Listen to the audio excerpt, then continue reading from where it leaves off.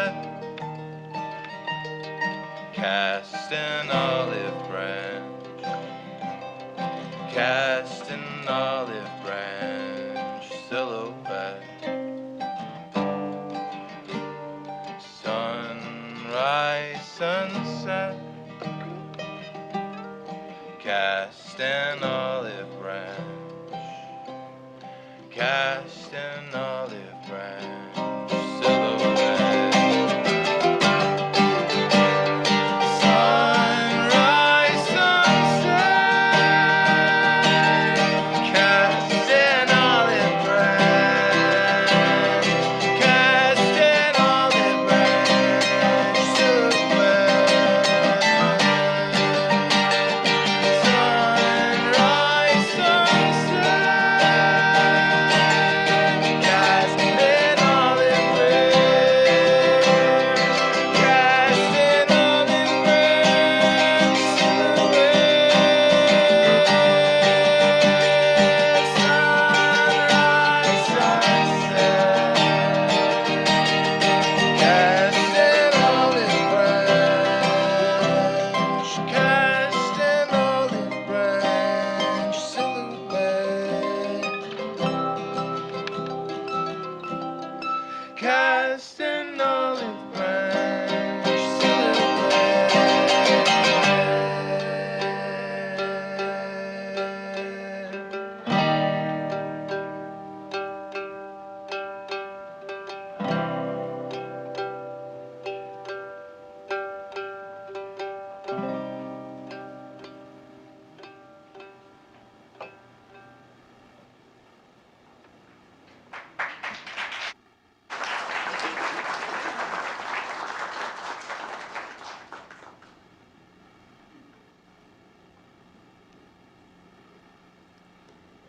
Welcome everyone to the Unitarian Universalist Church of Augusta. Our shared mission here is to create a beloved community acting together with compassion, reason, and respect, empowering us to promote a just society.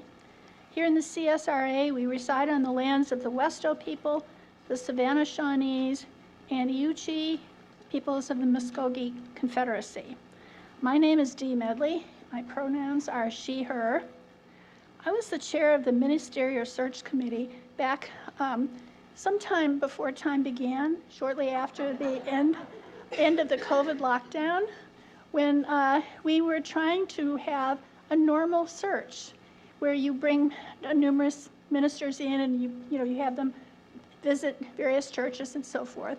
And we interviewed some ministers who were available, and it was becoming increasingly likely that the standard approach was really not going to work because we were not going to have funding to do all this flying around the country or have the ministers do the flying around the country that might be necessary.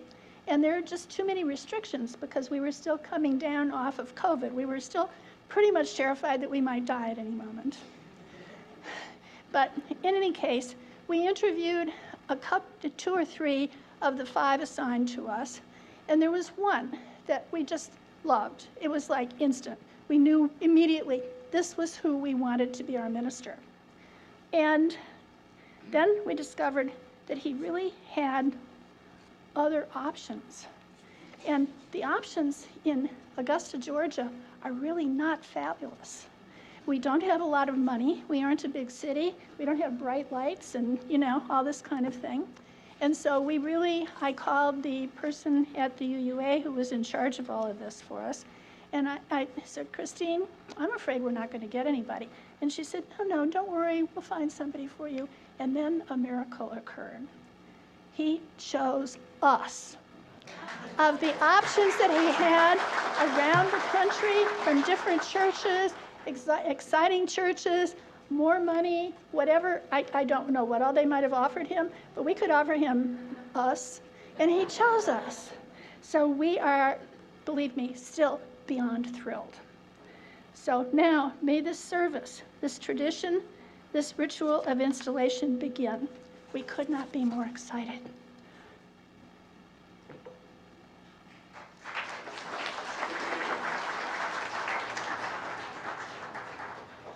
Would you please rise in body or spirit to sing our first hymn, Rank by Rank?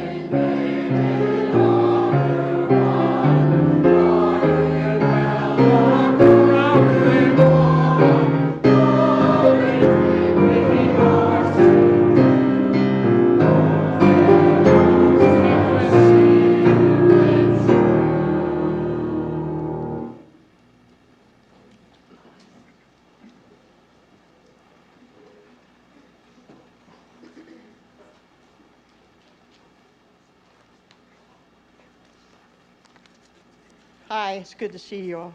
I always get a little teared up by this song. I'm an old softy. In this vibrant tapestry of faith, we recognize that each individual strand contributes to the beauty and the strength of the whole. Just as diverse threads come together to create a masterpiece, we too are a diverse movement, joined by our shared values and aspirations. May we embrace our differences as sources of strength and inspiration and stand united in our vision for the beloved community. We invoke the presence of the divine, however we may individually understand it, on this solemn and joyous celebration. We call upon the spirit of love which binds us together, the spirit of life which propels us forward to abide in this ceremony. We express our gratitude to those who have come before us, the ministers, leaders, and members of this church who have shaped Unitarian Universalism into what it is in this area. Their legacy lives on in the love we extend to one another and the impact we strive to create.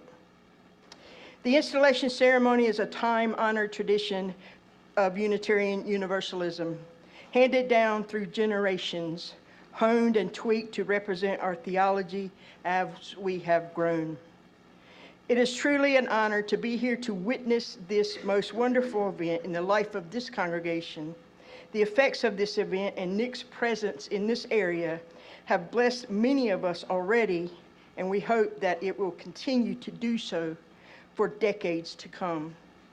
And so, with hope and excitement, this installation ceremony will begin, and we will celebrate this new chapter in the life of our shared ministry. May our collective energy and intent infuse this moment with deep meaning and purpose. Amen.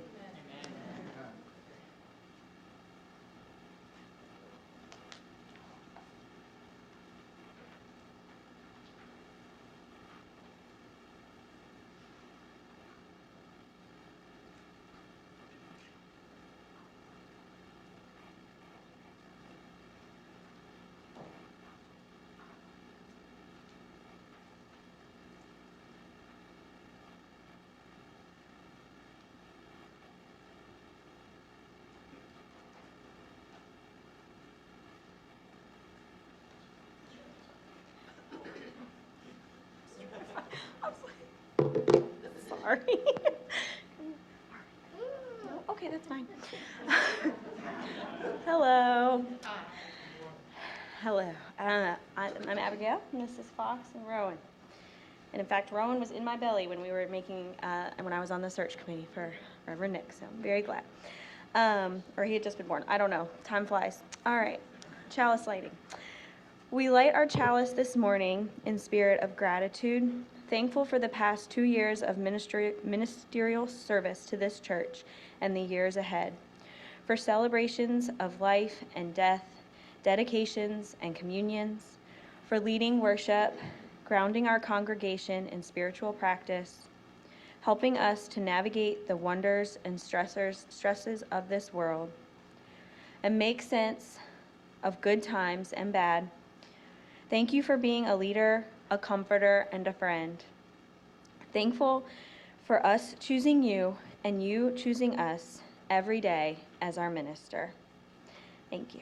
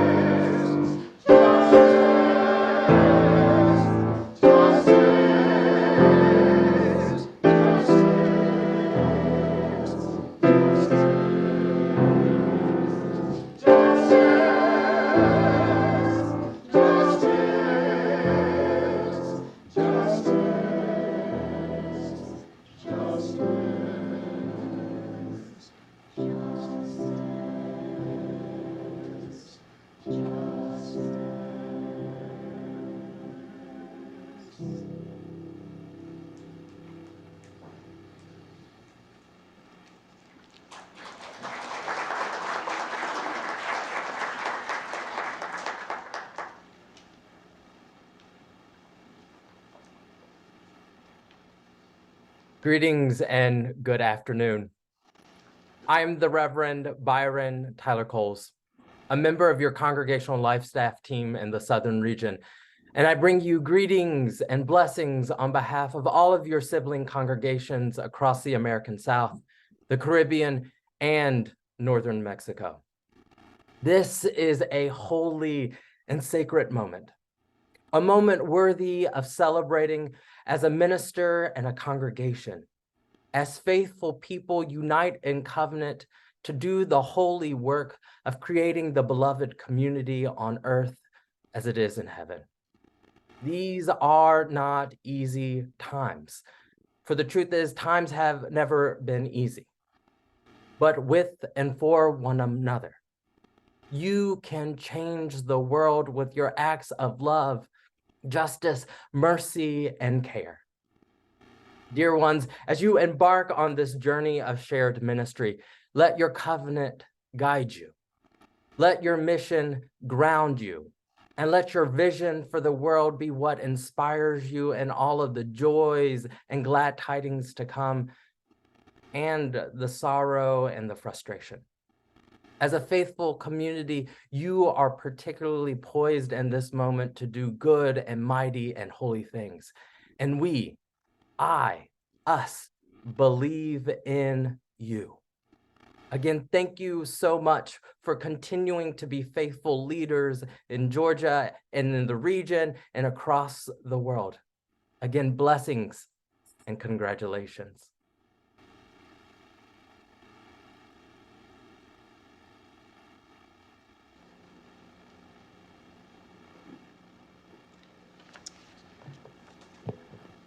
I want to say I love the out-of-the-box thinking that the UU Church has here in the search committee participants that you had there. Some of the best I've seen in any search committee ever. When the little one was in the belly, was there like a pump when he said no? And when there was a pump, there was a yes. I greet you all in love and peace. I'm Reverend Mark Trim of Metropolitan Community Church, the pastor there just across town, and we have had the opportunity to celebrate a few things together, and I appreciate Reverend Nick asking me to be a part of this holy and special day.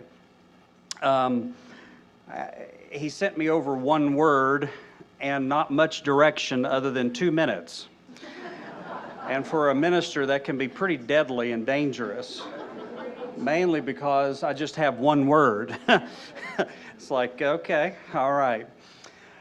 A community that connects is one that flourishes and becomes strong. When we retreat to ourselves, we are only left with what we know. But when we connect, it is linking to a whole new realm of possibilities. No group, no congregation, no person has seen success being wholly on their own. One of the wisest in our faith teaches us that connection brings the sharpening of iron, and great wisdom can be found in a multitude of counsel. The simple understanding, when we look and examine humanity, we can come to the conclusion only that we are designed for connection and for relationships.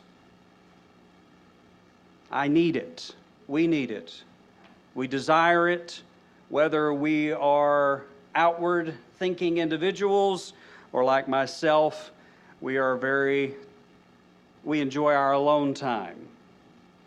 Any melancholies in the it's me. I have to go and recharge quite often because I have a very vibrant and exciting congregation. I'm involved in so many things. But I do desire my alone time, but equally I desire relationship and connecting. That's what we're here to do. Too often I've observed through the past 20 plus years of ministry, I can't believe at 23 that I've seen 20 years of ministry, but here I am. It's amazed me the hesitancy that clergy have sometimes to link together, to join together in common goals because another might join the spotlight. I had that hesitancy only because Reverend Nick has better hair than I do.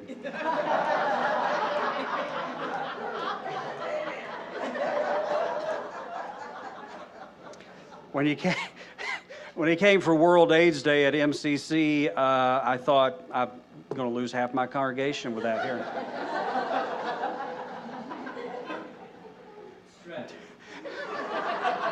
Or strategery.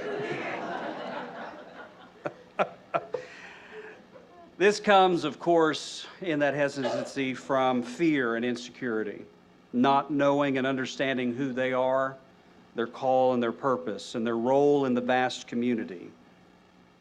Connecting with each other is a part of how we grow. It isn't the only thing, but it is necessary. In my brief time knowing Reverend Nick, I have seen that kindred spirit to connect not only with me, but with a community at large, to serve, not oneself, but the whole. Not one who embraces the tunnel vision, but one who looks over the entire landscape. This place in which he has been planted, along with his family, and has taken heart and has already noticed the need for change and growth in multiple areas. Many of you don't know me, I'm sorry, but I'm a huge Star Trek person. I'm a Trekker. Do I have any Trekkers here? Does anybody not know who a Trekker is? Okay, all right, well, at least we're good. There's a quote from Mr. Spock that I hold dear, that I've held for many, many years of my life. It's a quote that often guides me, and it's a quote that I hold rigidly, but I don't hold it rigidly, but I do embrace it regularly. The needs of the many outweigh the needs of the few, or the one. It helps to remind me that there is more in this world than myself. There are needs greater than what I face. It speaks to me of the importance of allowing my gifts to release and to be available. You have that in your minister sitting here today. It also says that I must connect, not just with those that think like me, although it would be just a room full of genius people, obviously, but those that think completely opposite. I'm amazed at the people that will pause at the opportunity to debate or speak or communicate with someone that's completely out and with complete difference of opinion. Connection looks over that. It says that I must connect, that I must embrace with others. I must serve and empower my fellow people. Here today, within the person that we're recognizing, with the family that you are embracing, within this safe space, we are saying all of those things, that connection is vital, love for each other, that greatness can be had within our communities, and our community is at the center of our vision. And as I say to our congregation, may God bless you and keep you. May God's face shine upon each of you, and may the peace of God surround us in these proceedings today and as we strive forward. Thank you.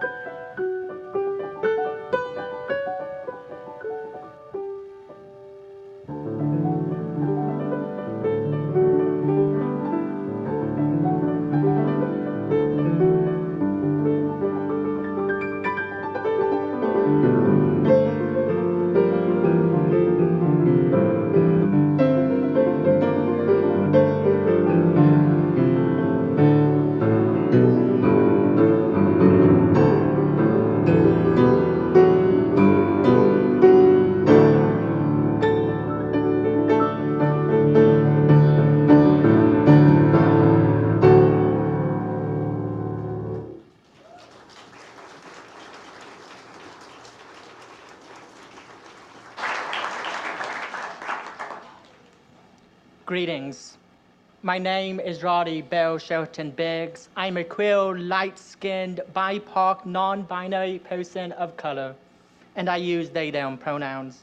I send greetings from my teaching congregation, the Unitarian Universalist Fellowship of Fredericksburg, Virginia, that is situated on the ancestral homeland of the Rappahannock and Potawatomi tribes, and on land where enslaved people were forced to work the soil. I also send greetings from my home congregation, the Tennessee Valley Unitarian Universalist Church in East Tennessee. Join me, dear ones, in a moment of prayer.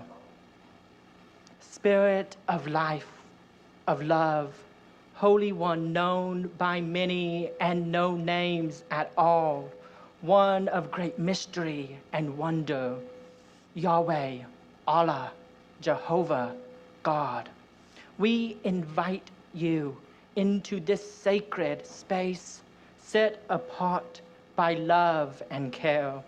In this time of celebration, we ask that your grace be present, your steadfast love be overflowing like a righteous stream of justice, flowing into the hands of your beloveds, those who gather here in a world of uncertainty, fear, and chaos, and those who do not gather here today. In this time of celebration, in this time of new beginnings, in this time of installation, we invoke you. We humbly ask for strength as we bear witness to the sacred scars of your beloveds. Beloveds who some in our society would push aside, erase, and forget. Beloveds who we as Unitarian Universalists are divinely charged with loving into their fullest, most sacred being. Beloveds who are queer, transgender, non-binary, living in extreme conditions of poverty, struggling to feed their families as a single or multi-family home. Those who love someone different than society thinks they should, or those whose skin isn't the color someone thinks it should be. Those living with addiction, with mental health challenges, who have thoughts of suicide. The list goes on. We ask for strength that is deeply grounded in accountability as we offer our witness that is rooted in radical love, care, and sanctuary. Give us the strength to wake up every day in a world that we don't know if we want to wake up to. Give us the strength to get out of bed on those days that we don't want to, on those days that we fall victim to the lies, the division, the hate, the rhetoric that surrounds us, thinking there is nothing more that we can do.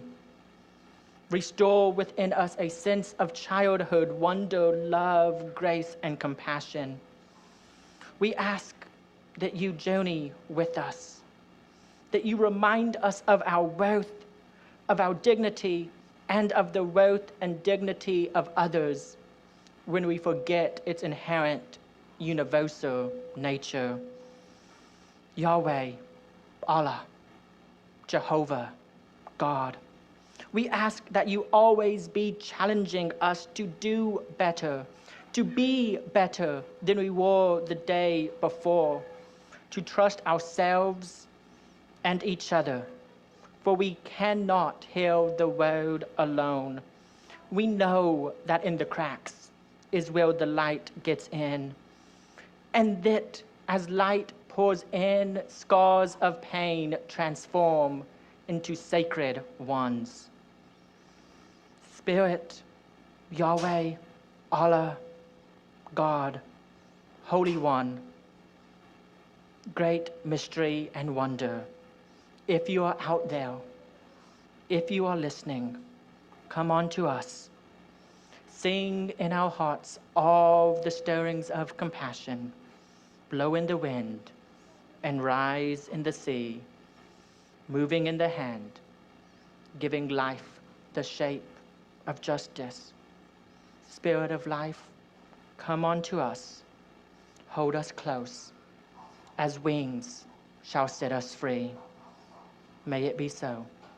Ashe, and blessed be.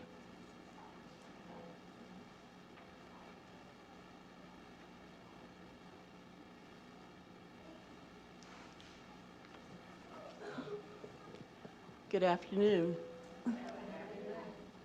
Reverend Misha Sanders, she, her, hers, is feeling very blessed to be the senior minister at the Northwest Unitarian Universalist Congregation in beautiful Sandy Springs, Georgia.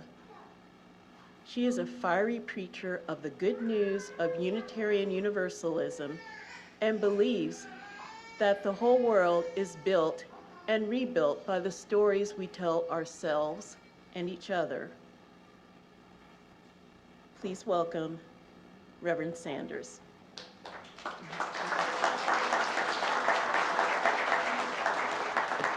Thank you, Cheryl. Did y'all know that there is a whole Blue's Clues episode about lucid dreaming? Did anyone have seen that? Okay, I cannot be the only one. So here's what happens. Blues does her boo boo boo boo thing, you know, that Blue does. And Steve, who is obviously able to decipher every word, turns out, what Blue is telling Steve is that she's been having nightmares. Oh, poor Blue, right? So naturally, what Steve does then is he proceeds to teach Blue and Paprika and Mr. Salt and Mrs. Pepper, or is it the other way around? No, I think that's what it is. Anyway, the whole family, he teaches them how to use the power of their very own brainium to change things, right? So much of it is in the form of a song, as most things ought to be, I believe. It's my dream, I can change it if I like. That's the only part that I remember of that. Anybody else remember? Now that I'm saying the song, no, still no. Okay, well see, I remember this episode because by golly, it worked for my kid. It worked for my kid, and now I have a 22-year-old son who is still periodically waking me up from a dead sleep at 3 a.m. hollering, "It's my dream!" I can't, he's ridiculous. We can change it if we like. We can change it. We have the power. That was the message of that deep episode of ministry, Blue's Clues. Now, I am not, it may shock you, an expert on neuroscience, anything like that. And I know that the actual ability to be a lucid dreamer is something that comes more naturally to some than others. And I don't know if it's true that we can all learn to do it. I don't know. If you've got the murky depths of the human subconscious and the human sleeping brain figured out, you're about 11.7 million steps ahead of me. But I know that it works sometimes. I do know that. And here's this part where it gets spiritual. I believe that Steve from Blue's Clues and, of course, this segues easily into, and Mahatma Gandhi were vibing on the same kind of truth. Natural, yes, they were. They were vibing on the same kind of truth because that be the change you want to see in the world thing, that depends on us. Heavily it depends on us knowing that it is our dream and we can change it if we like. You see, it's so to the very core of my soul. Beloveds, I believe that the whole world is, as Cheryl said, built and rebuilt by the stories that we tell ourselves and each other, and that we tell ourselves about ourselves and each other, all right? So what kind of story are you telling yourself about yourself and each other here, UUCA? What kind of stories are you telling? I don't know for certain what kind of stories you have in your history, but important details and broad ideas have made you exactly who you are today. But I do know a little bit about Reverend Nick and how much he loves you. And I can surmise on a few great stories that might just maybe, perhaps, possibly lead you into the kind of stories our collective grandkids will one day be telling about who you and I were in this time. That's what we're working toward.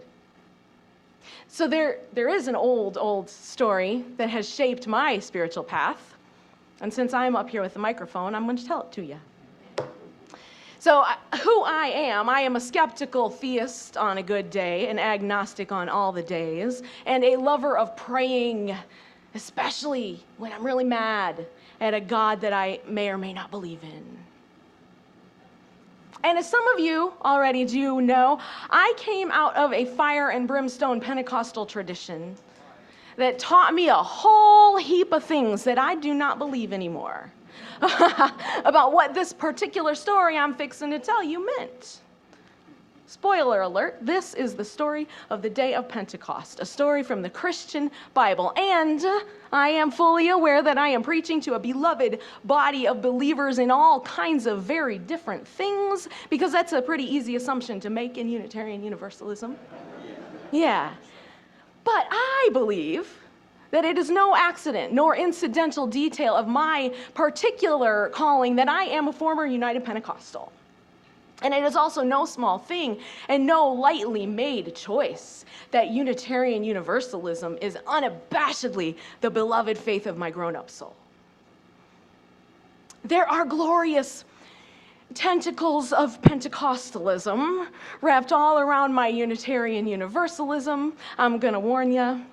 And both of those things are exactly what make me a skeptical theist on the good days, an agnostic on all the days, and a lover of praying, especially when I'm mad at a God I don't believe in, may or may not believe in. So what we're told, here's the story, is that the day of Pentecost is when God's Spirit descended upon God's people in a little room in Jerusalem like a rushing mighty wind that shook the house. We're told that actual fire lit upon the heads without doing any harm of all the people gathered there. We're told that they spoke in other tongues to signify the infilling of God's Spirit. That the people who had gathered from all over the world for the Jewish holy feast day, which is what Pentecost was before Christianity co-opted it, and many other good celebrations we know and love. So these people were there for this feast day from all over the place, right? Everywhere. Speakers of many languages were present, and the story goes that these local dudes were suddenly, out of nowhere, after that big dust-up of wind, speaking the good news of universal inclusion in languages that all the gathered could understand. And that's it. That's the Christianized message of Pentecost, as it is commonly taught. Boom, there it is. The Spirit-filled people, they spoke in other languages so that the others could understand the good news in their own tongue.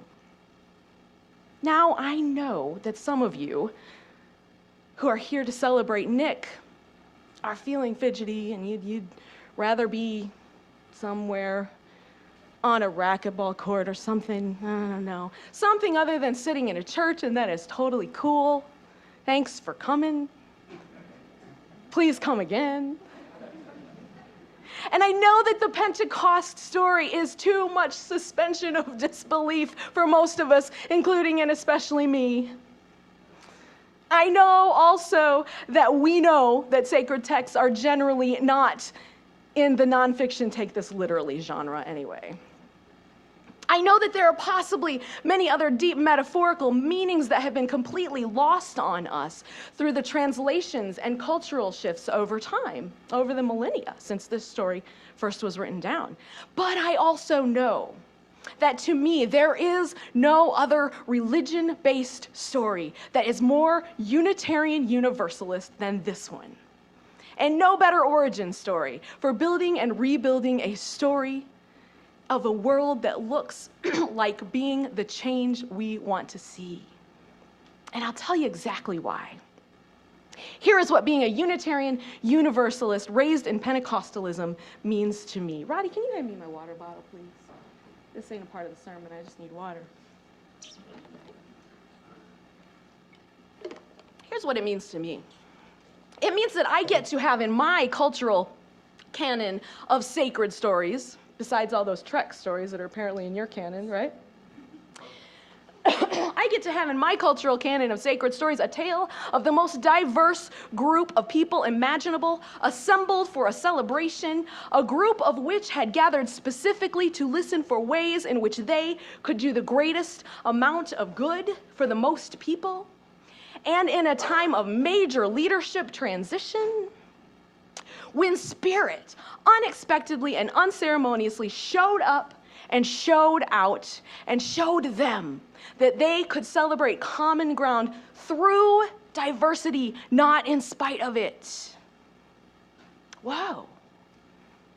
They'd never tried that before. No hierarchy? Everybody with equal access to all that is good and holy? Well, that's new. Spirit, source, God, evolution, natural progression did not, turns out, suddenly give everyone a common language or a common perspective, and still hasn't done so anywhere that I know of yet. But the story tells us that on that day, Spirit spoke through people in ways that all the other people could understand. People who never expected to be fully included in the celebration because they were too different. Now that revelation required a recalibrating and a screwing up of all of the religious dogma I was taught about what made that story significant and worth sharing through the generations. Now, we might not all agree on this, and don't tell my mama that I said it. But y'all, it was never about the woo-woo of speaking in tongues. That's something a particular sect of a particular faith believes, which I respect, but which sometimes makes them feel special and set apart.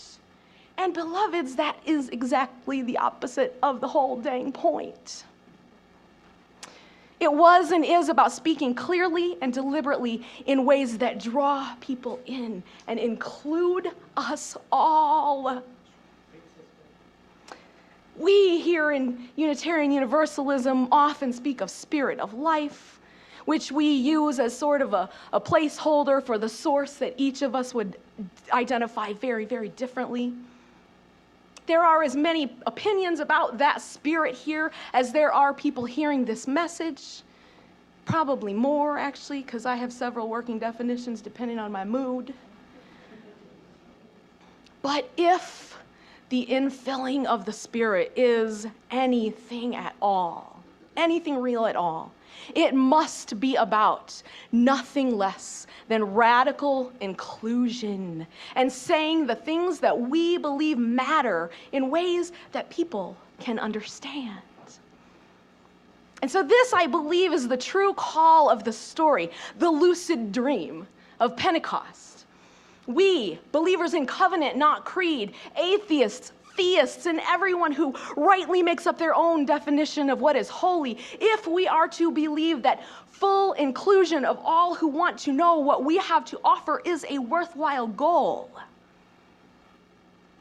we are speaking in the Spirit when we speak in the languages of the hearers. And so in real Unitarian Universalist congregational life, right here at UUCA, led by the called, capable, and love-centered ministry of my beautiful friend and colleague, Reverend Nick, this might mean having hearing augmentation devices ready for those who need them, printing the sermon out for non-hearing folks to read, always using a microphone when possible. Roddy modeled one earlier when they gave a visual description of what they look like for those that may be sight impaired. I didn't do that. I am a small, fat, red-haired woman with really cute shoes. Yeah. It may include always having a relevant and thoughtful message for the children, creating worship that honors the needs of people with neurodiversity and cognitive difference. That's speaking in the Spirit, folks. Setting up our spaces to welcome people of all abilities, radically welcoming the most unconventional of families, finding practical ways to navigate literal spoken language barriers, calling people of all genders and identities by their true names and pronouns, amen? Assuring that our seating accommodates body sizes across the spectrum. Lifting especially the wisdom of the oppressed and the marginalized. Making it a priority to share multicultural music. We are speaking in the Spirit. Nick, you are speaking in the Spirit when you are preaching from all of our Unitarian Universalist sources and then some. The words of our modern day world changers, the wisdom from the world's myriad religions, the wisdom of science and nature and technology and ongoing discovery we can't even yet imagine.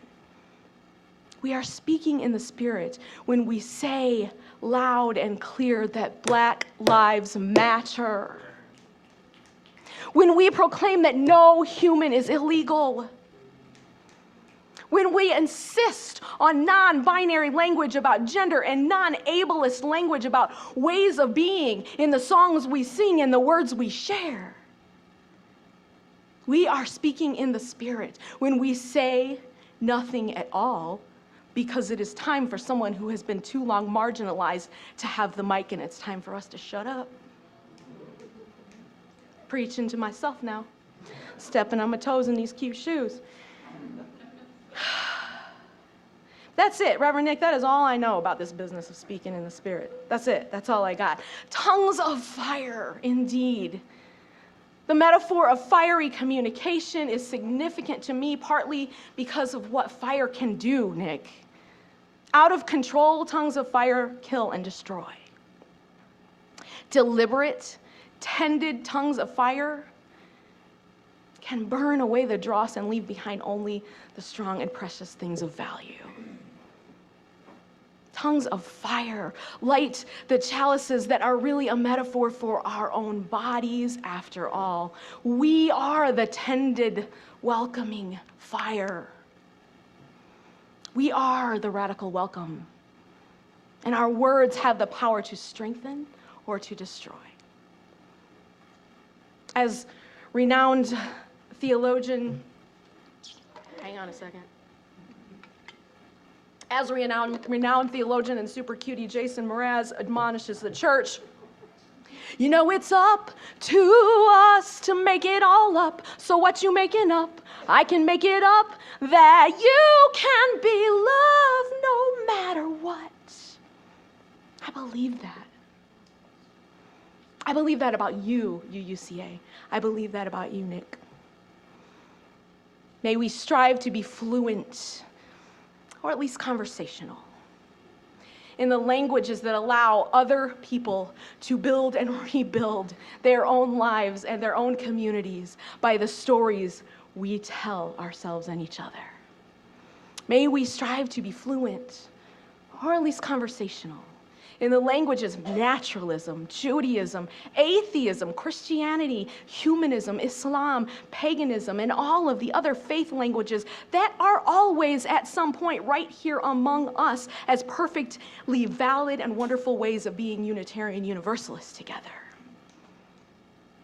May we strive to remember the lessons I learned from that fiery story from my childhood faith, when Spirit unexpectedly and unceremoniously showed up and showed out and showed people that they could celebrate common ground through diversity, not in spite of it. May we strive to be ever mindful that tongues of fire have the power to strengthen or to destroy, and it is our responsibility to never leave the flame unattended. May all the good that we hope for ourselves and for each other be stoked and fueled on this day of celebration as we speak together in ways that strive to make it true that all people can hear our message of saving love in their languages. May it be so.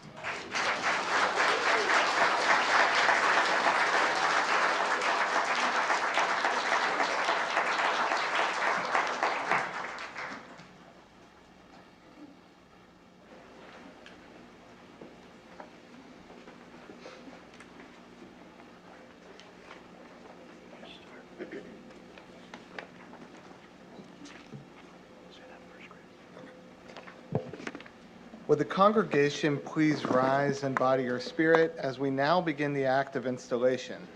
The responsorial words for you to say are both in your order of service and will be displayed on the screens when appropriate.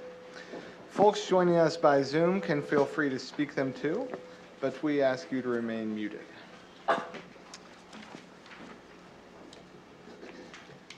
The act of installation symbolizes a covenant between the congregation and the minister who have chosen one another. The relationship is based upon good faith, respect, and trust, and is undertaken by mutual consent in the creative spirit of love. Reverend Nick, on November 6, 2022, the members of the Unitarian Universalist Church of Augusta voted to call you as our minister. We call you with our hopes and our fears. Will you lead us in creating beloved community, inclusive and celebratory of our differences, loving and compassionate of our hearts, courageous and interdependent in spirit? I will. We come to you with our joy and our pain. Will you listen to us, journey with us, challenge us, and dare us to grow? I will. We come to you in celebration and in sorrow. Will you lead us in laughter, join us in tears, support us in change? I will. We come to you in confusion and despair. Will you struggle with us, reason with us, and reflect with us as we strive to journey in the spirit of love and the ways of truth? I will. We come to you overwhelmed by others' needs.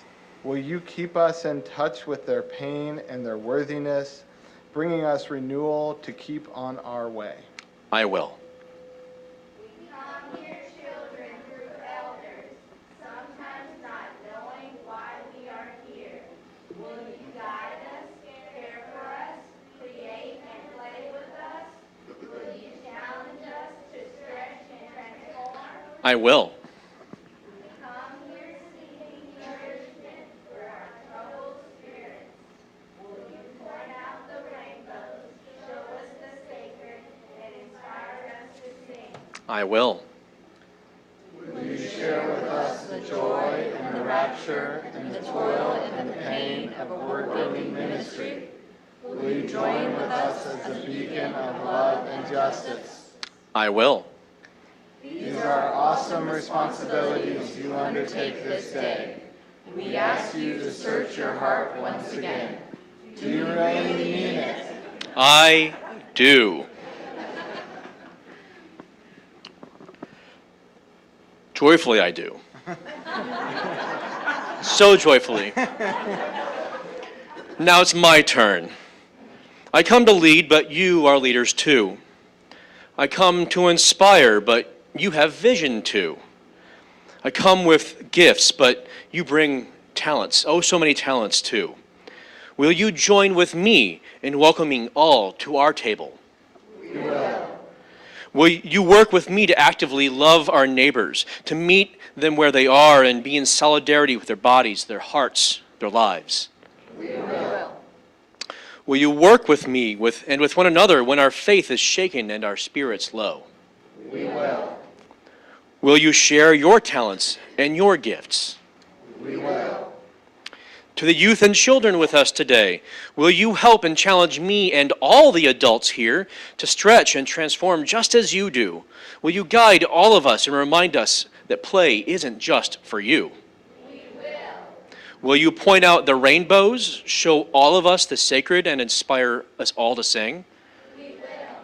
Speaking once again to everyone, will you share the joy and the rapture and the toil and the pain of our shared ministry? Will you join with me as a beacon of love and justice? We will. Now, these are awesome responsibilities that you undertake this day. I ask you to search your hearts once again. Do you really mean it? Joyfully, we do. Thus do we pledge. May we remember always the spirit of this covenant and the promise of its fulfillment.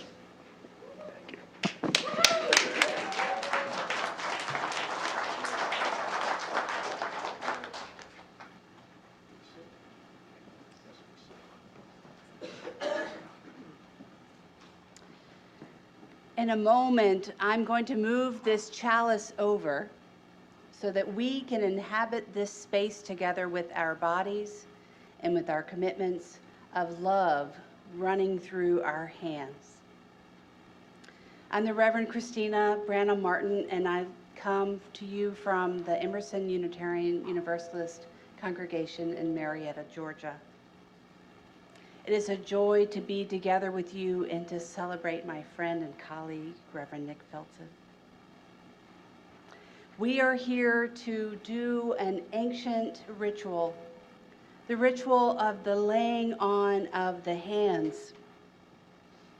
It comes from the old Christian tradition of blessing from the community to a person, done from the teachings of Jesus. And it's a physical, bodily confirmation and affirmation of love running through the hands from the community to a person in need, sometimes in sickness, sometimes a prayer of health and joy, and today it is a prayer of celebration. So in this tradition, in our Unitarian Universalist tradition, this prayer is one that brings things from our heart and makes them outward.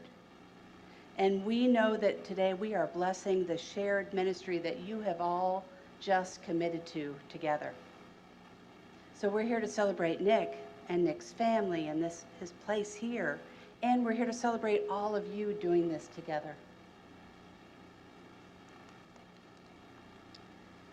Ministry in this world that so sorely needs more love, is what we're here to celebrate today. And this shared ministry is what we're going to honor. Nick, I want you to remember that you're never alone in this work. The healing work of bringing love into the world is not one you do in isolation. This congregation just committed to do it with you. And I want you to remember, too, that the colleagues that are here are always with you. And the family that moved to Augusta, Georgia with you is here to support you in this work. So right now, Janeya, if you would come forward, will you help me move the chalice over?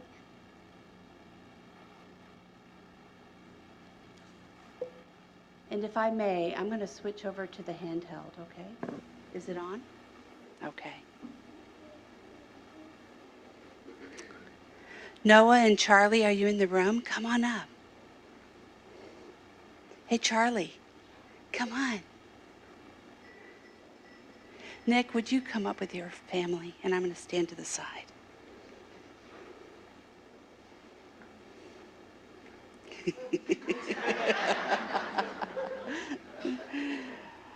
We're going to start with the love that runs through your hands. This family is going to put their hands on Nick's body. Do you feel that love coming through those hands?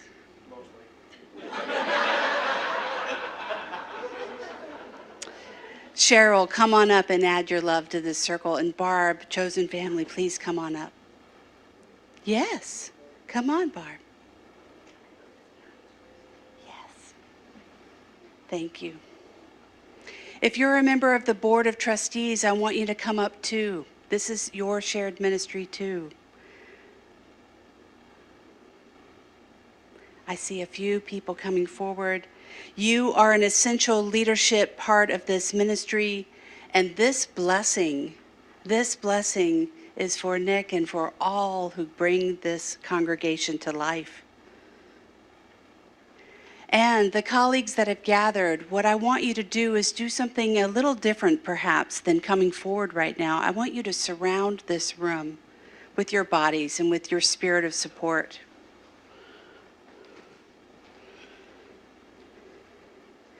This role that we are in today as colleagues is to hold a space and to create a container for this minister and for this congregation. And those of you in leadership in this congregation, chairpersons of committees, religious educators, administrators, any of you in leadership positions, come forward now too. Everybody's going to come forward eventually, so just be warned, okay? Okay, so, and now I invite all the remaining members of this congregation to come forward. All of you in the choir, you have a leadership position, definitely. Come on forward. What's going to happen is you can touch the shoulders or body of any of the persons in front of you. And if you're not comfortable touching other people right now, join the circle around the room and just put your arms out. And please come forward.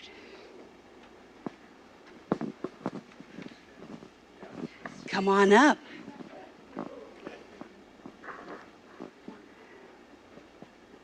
This circle of witnesses, this group of neighbors and friends and all the people who are here today, bring love into this room.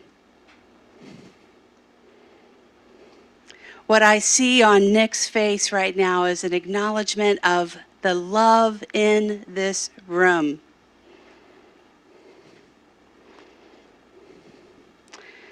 Reverend Nick, this is the physical form of the spiritual truth that we are all connected and that we depend on one another more than we know.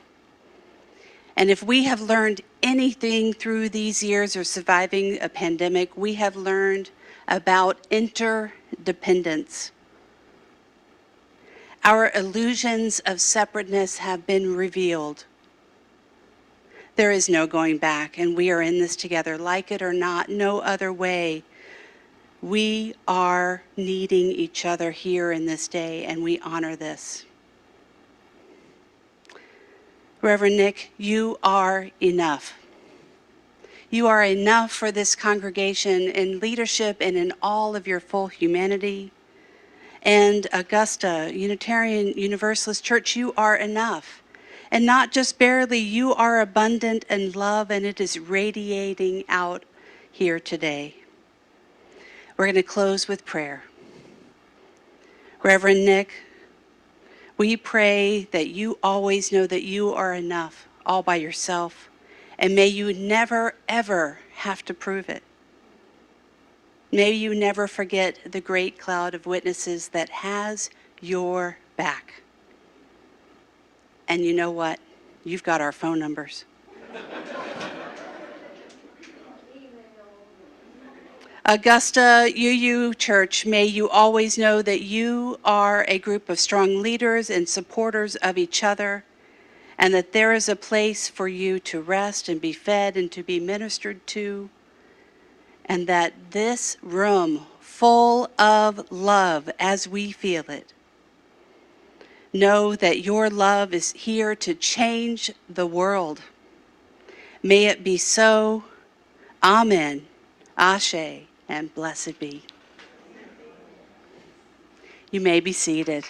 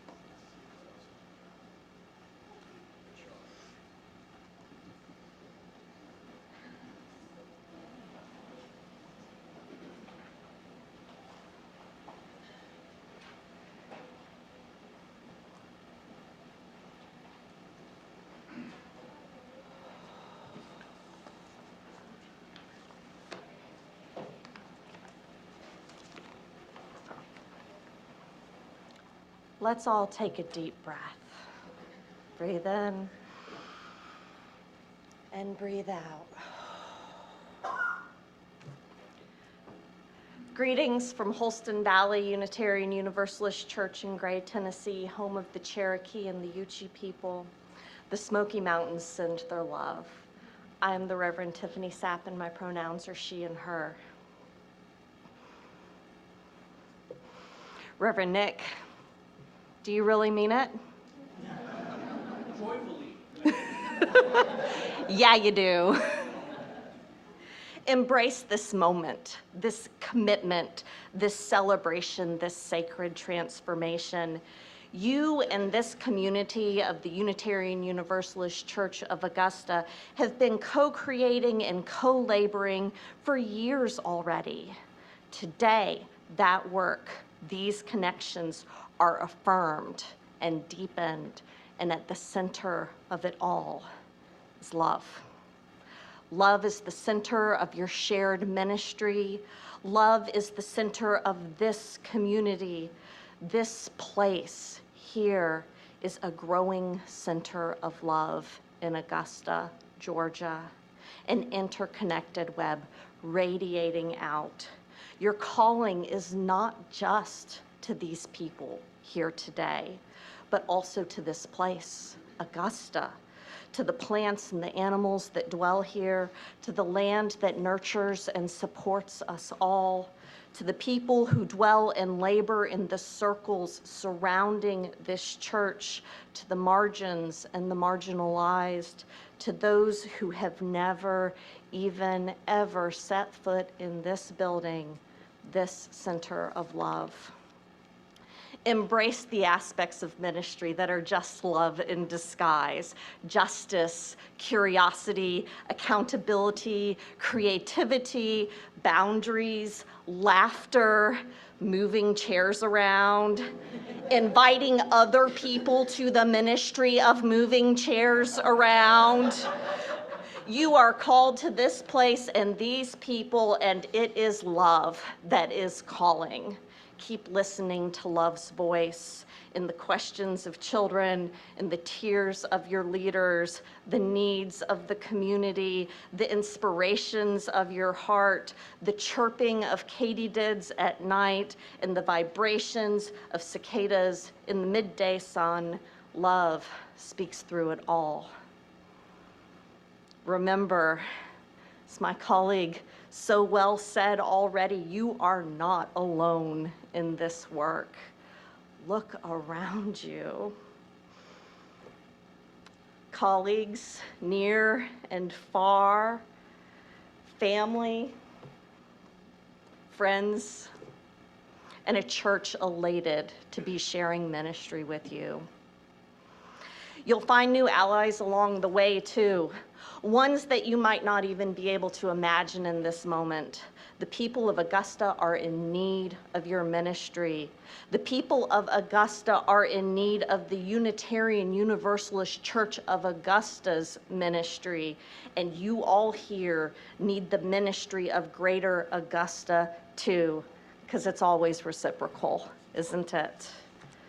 This church that has covenanted to journey with you, sharing ministry with you, hold their vision, listen to their sacred stories, and repeat those stories back when they needed them most.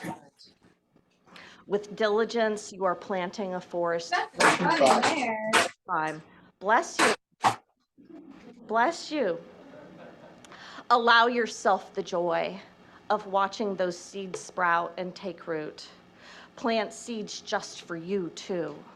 Make room for inspiration in your days and room for relaxation in your nights. Let your love of the natural world, routines of care for self and family, laughter and mischief and creative joy renew you regularly.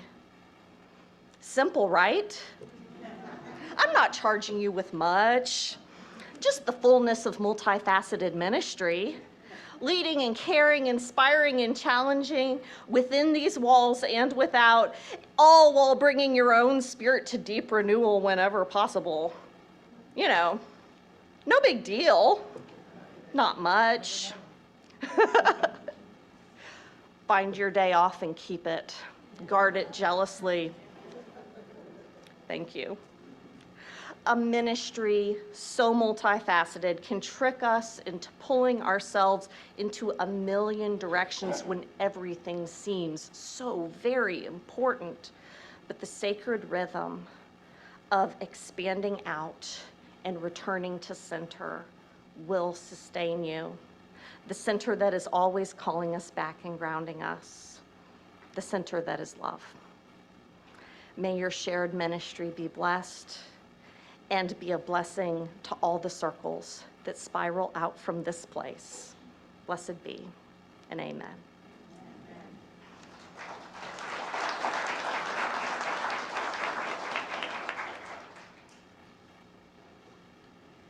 Y'all, we are almost done. Actually, we've done pretty well. We had this many preachers, and that's pretty good, pretty good. So I'm Jane Page, and I'm bringing greetings from our UU congregations in Statesboro and Brunswick, Georgia. And I was so thrilled and happy that someone, I think it might have been Chris Bice, when you were looking for a mentor, pointed you my way. And we've been on this journey, and I'm so proud of you, yes. But I have been given the charge to charge you, the congregation, as you move further into your relationship with Reverend Nick Filzen as your call minister. Now, folks, I know I've got my back to some of you, but I'm talking to you too, okay? All right, this is for all of you. I'm happy to serve in that role. As you folks, some of you that have been here a while know, I spent a year with this congregation as an intern, and I sang, oh yes, all that good stuff. So serving under the very capable supervision of Reverend Dan King in 2005 and 2006. Been a bit.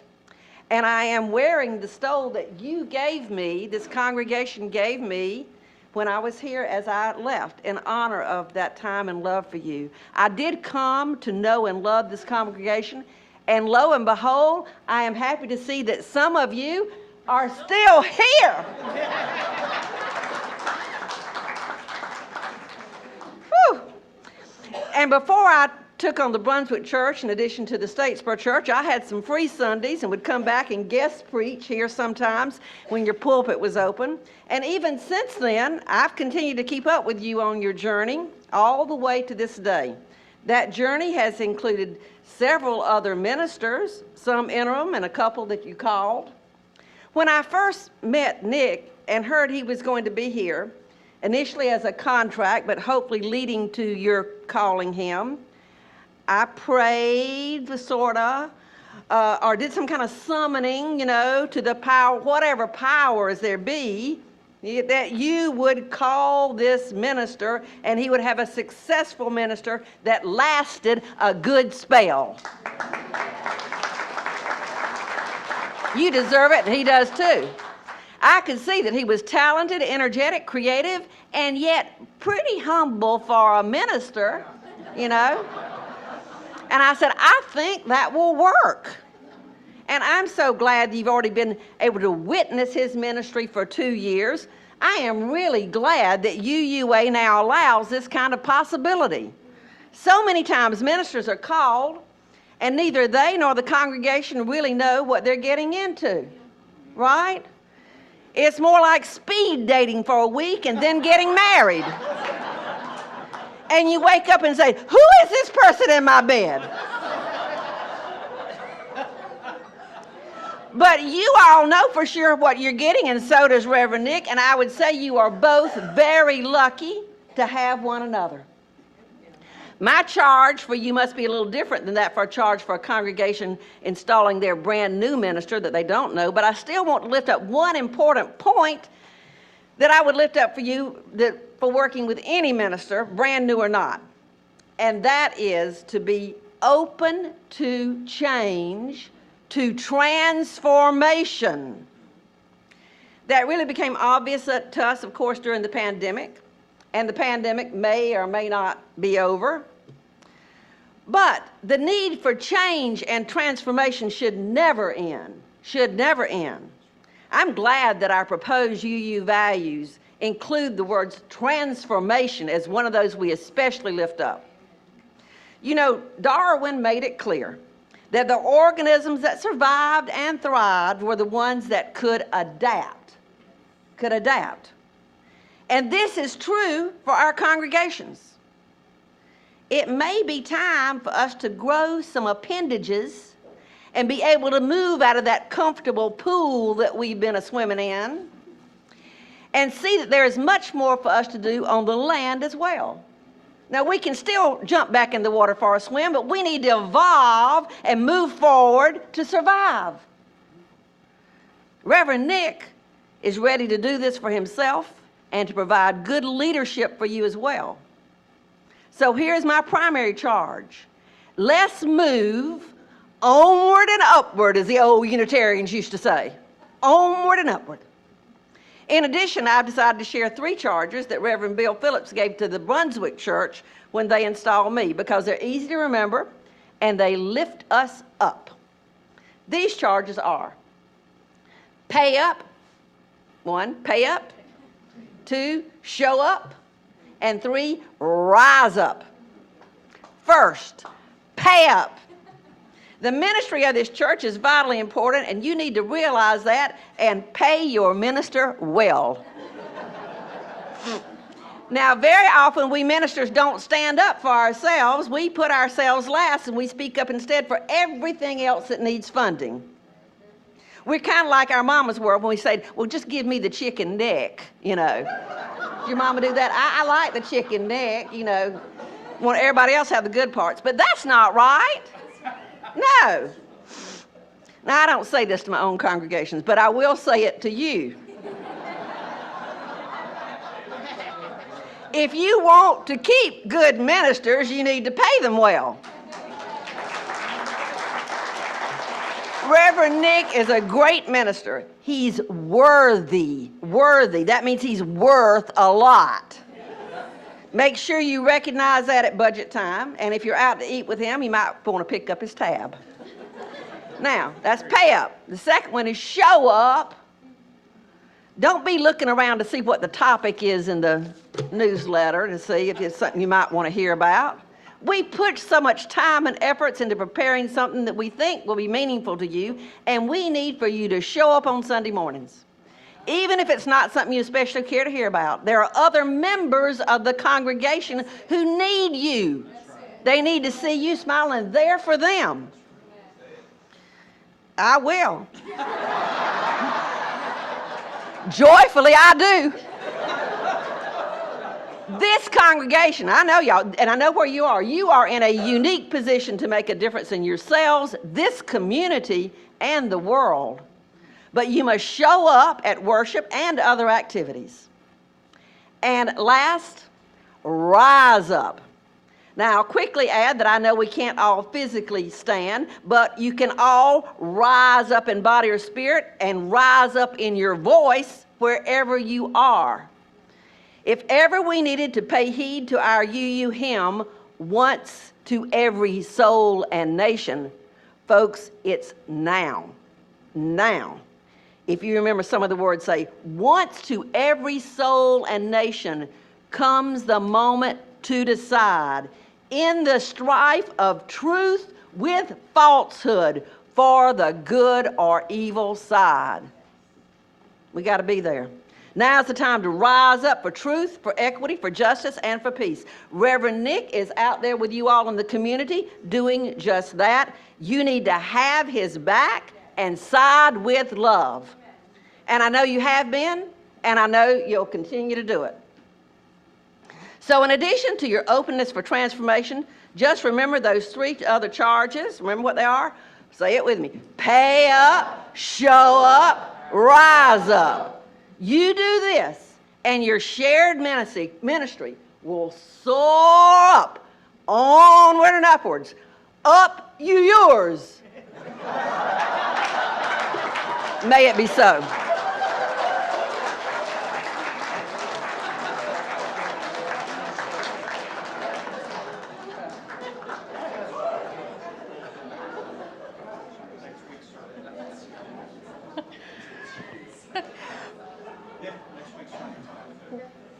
Absolutely. I think all of us are going to preach that sermon coming right up here. Well, thank you all for showing up.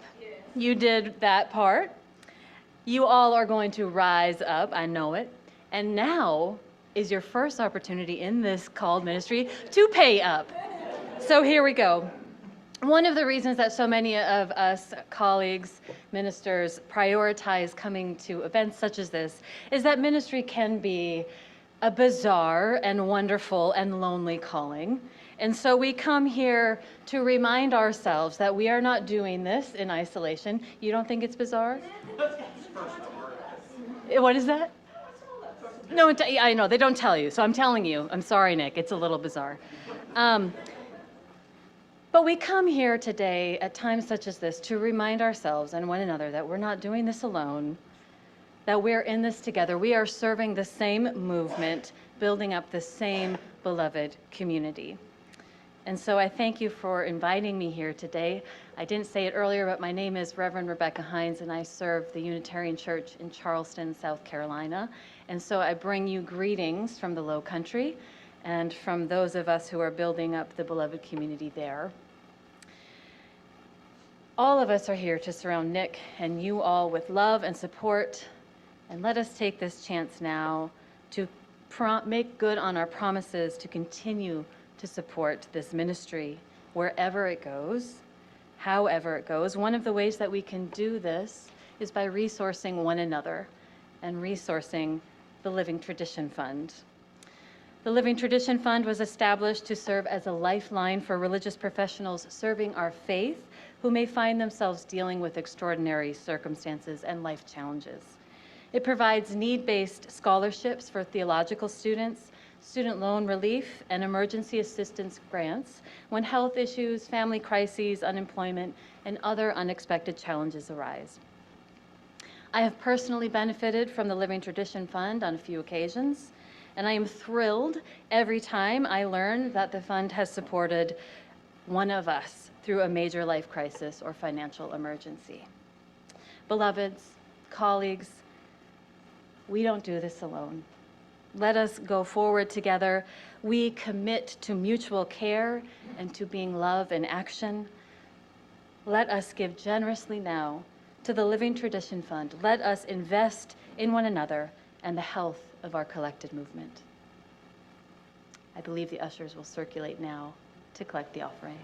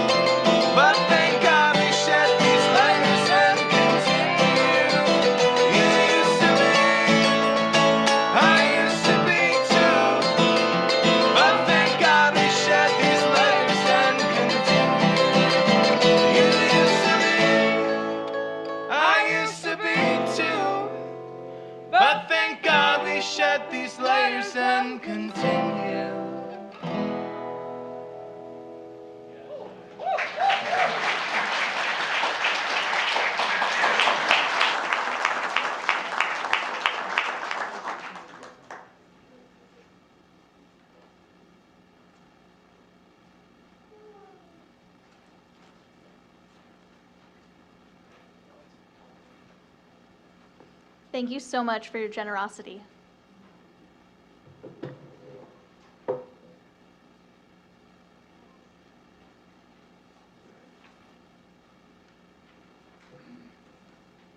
This thing on? Okay, we're good. Hi, my name is Tim Hunter, and in the tradition of what the Reverend was saying earlier, to describe myself, I'm a black dude. So got that out of the way. Before I get to my part in this, there are 3 other people in here who, without them, this would not be taking place. Kind of like the Avengers, we came together when the church was in crisis, and we had to come up with a plan to save everything. So Abigail, Dee, Alan, please stand up so we can recognize you guys, because we were the search committee, and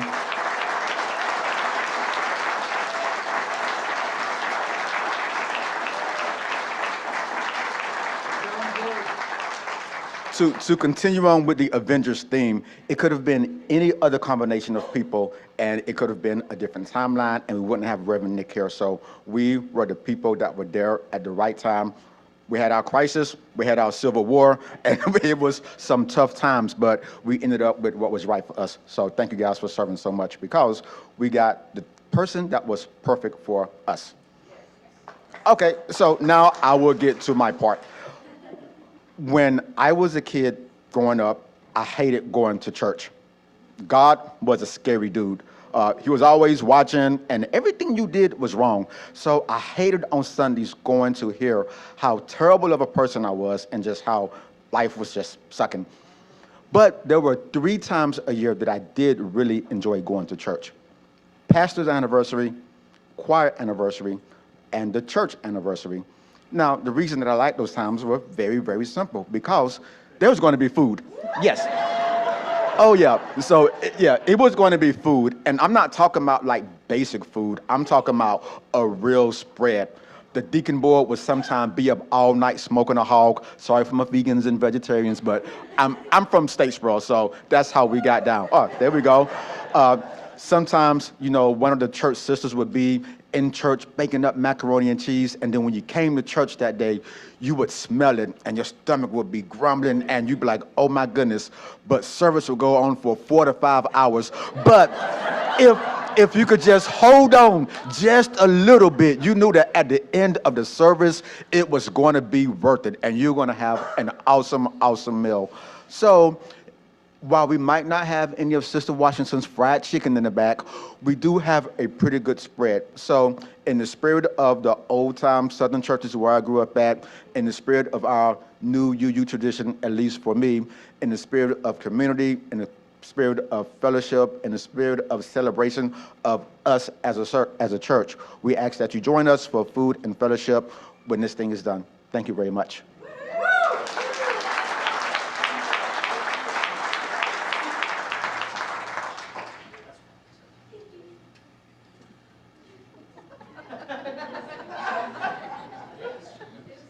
Please rise. Please, would you rise in body or spirit to sing our closing hymn, Fire of Commitment? Fire of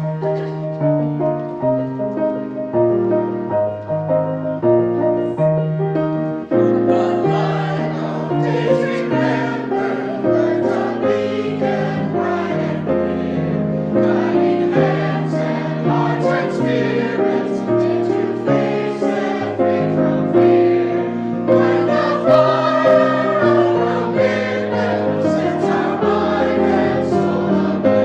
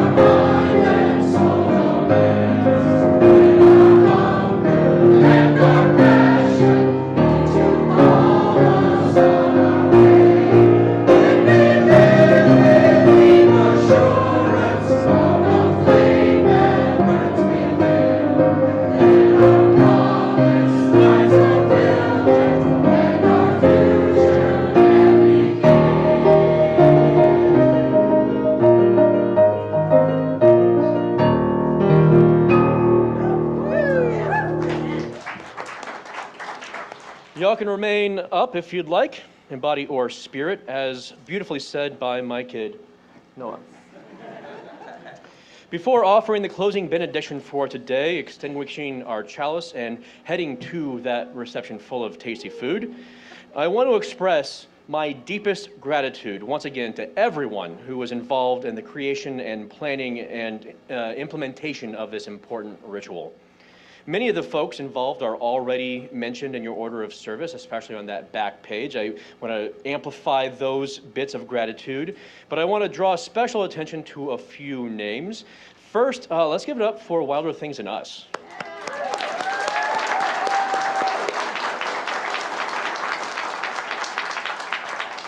They didn't make quite as long of a trip to get here today as they did for Janeya's and my wedding when they traveled from South Carolina to Portland, Oregon. But I'm still very grateful that y'all came down from Nashville. Thank you so much. I also want to thank Matt Moser and Natalie Reese for running very capably our tech deck today. Thank you to Catherine Prysiazny, Dee Medley, and Ann Sutherland for preparing the reception we're about to enjoy, and also these lovely flowers from Ann. Thank you to my mom and our close friend Barb, who drove down here from Peoria, Illinois with my mom, and it really means a lot to me that you were able to come.